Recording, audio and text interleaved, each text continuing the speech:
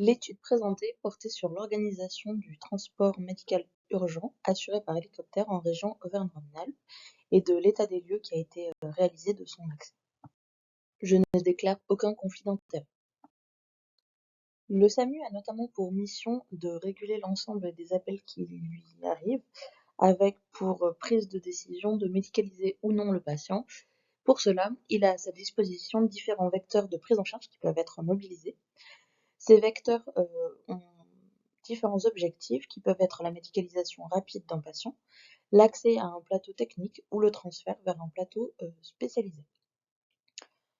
Dans la région Auvergne-Rhône-Alpes, on a notamment une grande hétérogénéité au niveau démographique et topographique, ce qui engendre notamment des inégalités territoriales, et on a également un contexte de discontinuité de l'offre de soins qu'on peut notamment voir au niveau régional, mais également au niveau national. Ce contexte sanitaire a abouti à une réflexion sur une description des pratiques régionales de régulation et d'utilisation du transport héliporté, afin notamment de pouvoir décrire la couverture spatiale de ce vecteur sur notre région.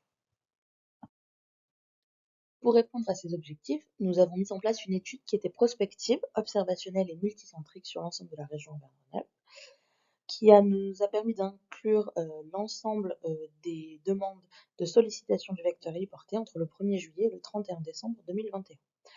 Un CRF électronique a été développé spécifiquement pour l'étude, en collaboration avec différents médecins urgentistes sollicités pour l'étude, et les SAMU régulant un hélicoptère pouvaient saisir l'ensemble des sollicitations dans ce registre.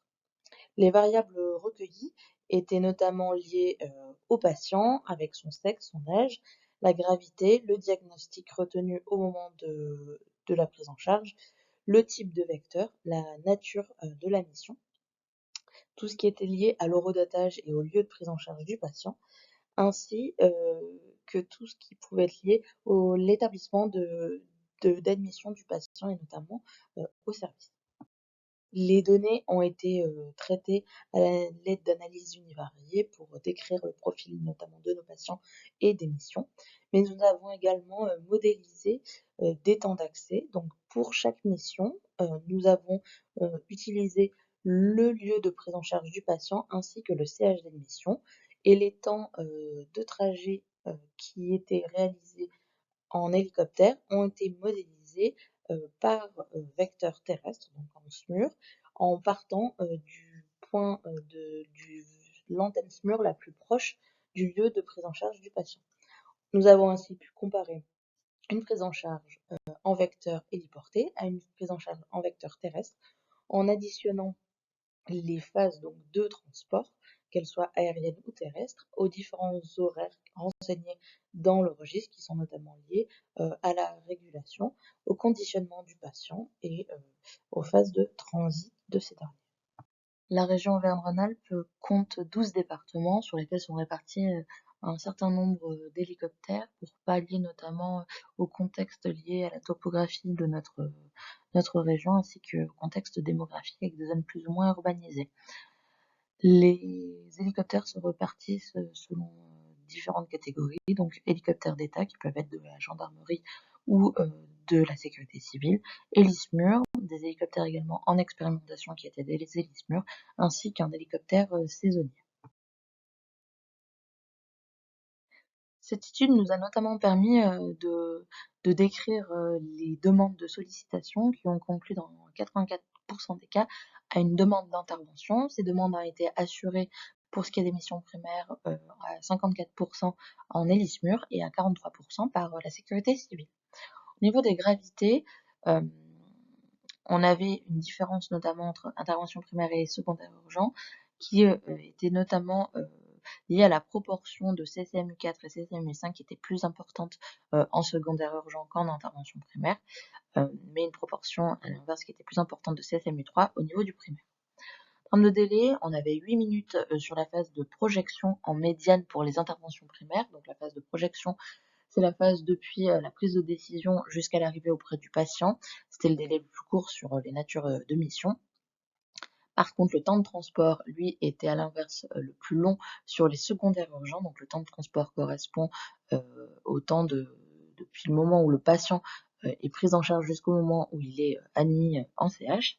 Et ça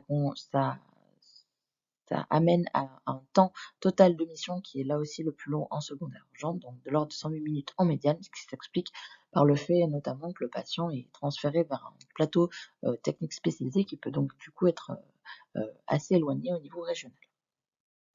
Niveau diagnostic, dans 51% des cas, le motif de traumatologie était retenu pour des interventions primaires. Un tiers des missions secondaires urgentes étaient réalisées pour de la cardiologie. Et pour le milieu périlleux, là aussi, dans 90% quasiment des cas, nous avions un motif de traumatologie. Au final, lié à ces diagnostics, pour de l'intervention primaire, les services d'admission étaient principalement les services d'urgence et le déchocage, des unités de soins intensifs pour les secondaires urgents et encore des services d'urgence pour les interventions en milieu périlleux. Quand on comparait les délais mesurés à l'aide du registre à des délais modélisés en terrestre, ce qu'il est intéressant de noter, c'est de voir la différence. Donc les différences sont exprimées en médiane. Donc sur la phase de projection, on avait une différence qui était de l'ordre de 0 minutes entre hélicoptère et terrestre, donc pareil de réels gains de temps en médiane sur l'hélicoptère, avec quand même, on pouvait le voir en Q1, moins 10 minutes de gain de temps pour l'hélicoptère. Sur la phase de transport, donc qui était plutôt de transporter le patient vers le CH, là on note un réel gain qui était de l'ordre de 17 minutes pour l'hélicoptère, et ce gain se retrouve sur l'ensemble de la mission qui était de l'ordre de 12 minutes pour l'hélicoptère. Ce qu'on pouvait voir également sur les graphiques situés à droite. Finalement, près de la moitié des interventions étaient pour un motif d'intervention primaire et relevaient de traumatologie ou de cardiologie. Un patient sur 10 nécessitait des soins urgents, immédiats. Aucune différence n'a été notée en terrestre versus hélicoptère quand il s'agissait d'arriver le plus vite auprès du patient. Par contre, une différence était marquée pour l'admission du patient dans un CH.